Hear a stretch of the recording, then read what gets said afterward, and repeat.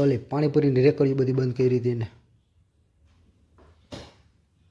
ત્યારે સ્પેસિફિક એક એરિયા નહોતો, અલગ અલગ એરિયા એક બે કેસ હતા.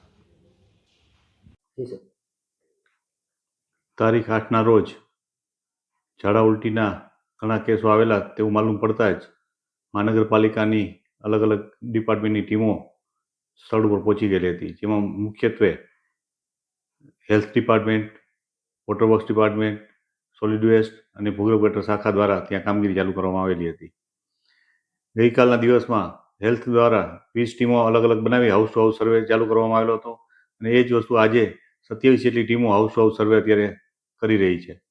અત્યાર સુધીમાં જોઈએ તો 4000 ઉપરાંતના ઘરોનો સર્વે થઈ ચૂકેલો છે, હાઉસ ટુ હાઉસ સર્વે થઈ ચૂકેલો છે અને 40,000થી વધારે ક્લોરીન ટેબ્લેટનું વિતરણ પણ કરી દેવામાં આવેલું છે.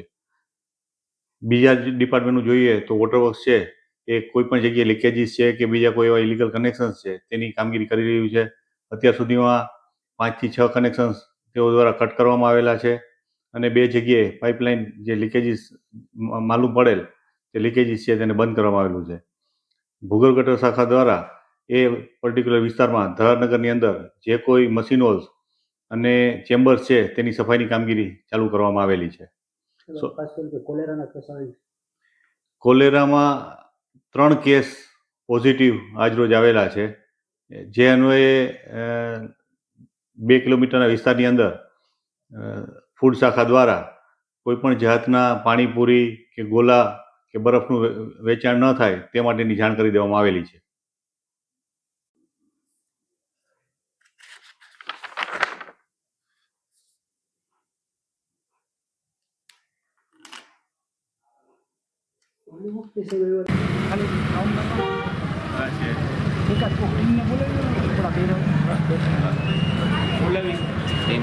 ઘરે જઈએ ભલે ને કાંઈ વાંધો નહીં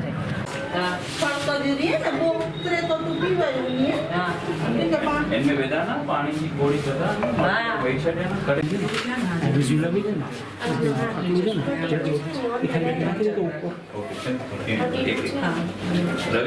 રવિભાઈ કરે જો એ બતાવી પાણી ભરે પેલા થોડો ઉલટી વાળા 3 સારવાર